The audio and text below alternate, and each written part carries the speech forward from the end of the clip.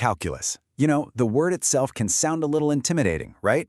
But what if I told you that one of its biggest ideas, the derivative, is something you actually understand intuitively? Today, we're going to pull back the curtain on this amazing tool. And trust me, by the end of this, you'll get it. So let's dive in. So let's start with a really simple question. Imagine you're driving. How fast is your car going right now? I mean, at this exact single instant. And I'm not talking about your average speed for the whole trip, where you just take the total distance and divide it by the time. Nope. I mean that number your speedometer is pointing to in this one specific moment. That's a totally different beast, right? And that's the exact question, the exact problem that derivatives were invented to solve. So, there it is. That's the core idea. A derivative is basically a tool that tells us how fast something is changing at one single specific instant. It's like taking a snapshot of change itself. It could be your car's speed, the temperature rising, or even how fast a company's profits are growing. Okay, so that's the real-world idea. But to really get it, we need to see what it looks like. Let's move this whole concept onto a graph. So in math, you know how we love to draw things? We can take a function and draw it as a curve. Just imagine this curve represents your car's entire journey, mapping out where you are at any given time. All right, now let's zoom way in. See that single point on the curve? That's our instant. That's our right now. So the big question is, how in the world do we measure the rate of change at that one exact spot? And here is the beautiful, simple answer.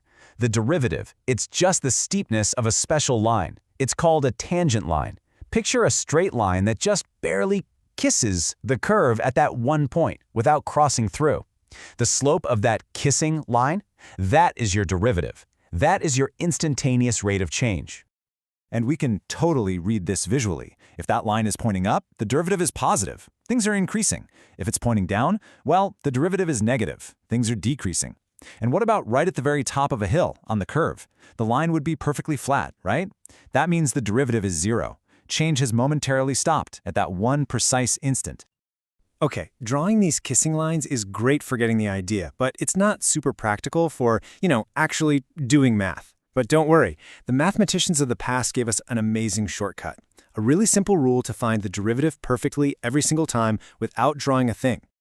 It's called the power rule, and it is a total game changer. It looks a little weird at first, but stick with me. It says if your function is x to some power, let's call it n, then its derivative, and we write that with a little apostrophe, f prime of x, is just n times x to the power of n minus 1. I know, it looks like math speak, but it's really just a simple three-step dance. Okay, check this out. It's just 3 steps. Step 1, you look at the exponent. Step 2, you swing that number down to the front.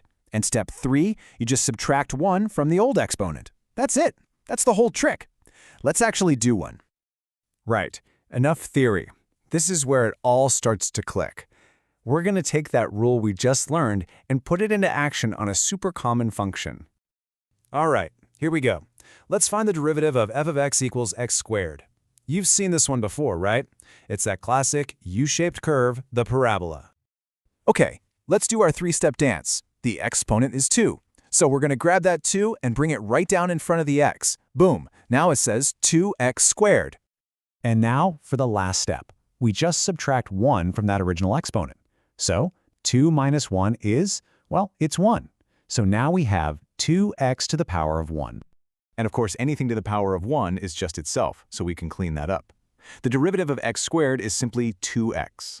And just think about what we've made. We've created a brand new function, f prime of x, that works like a little slope-finding machine for our original curve. So what's the point? Well, now for the cool part. What if we want to know the exact steepness of our curve at the point where x equals 3? Easy. We just plug 3 into our new slope machine. F prime of 3 is 2 times 3, which is 6. Done. At that exact point on the U-shaped curve, the slope is 6. How cool is that? Okay, before we wrap up, I want to talk about one last thing. And this is super important. It's the one thing that trips almost everyone up when they're starting out, so let's get it straight right now. You have to build a mental wall between the original function, f of x, and its derivative, f prime of x. They are not the same thing. Think of it this way. The original function, f of x, tells you your position. It tells you how high up the mountain you are, but the derivative, f prime of x, tells you the slope. It tells you how steep the ground is right where you're standing. So if there's one thing you burn into your brain today, make it this. Function equals where you are. Derivative equals how steep it is there. One is your location, the other is the steepness at that location. Totally different, but totally connected. So there you have it. You now have this incredible tool. You can take a function, use a simple rule, and create a machine that tells you the slope anywhere on the original curve. Which leads to one last really interesting question. What do you think it means when you find a spot where the slope, the derivative, is exactly 0? What must be happening on the graph at that exact point? Something to think about.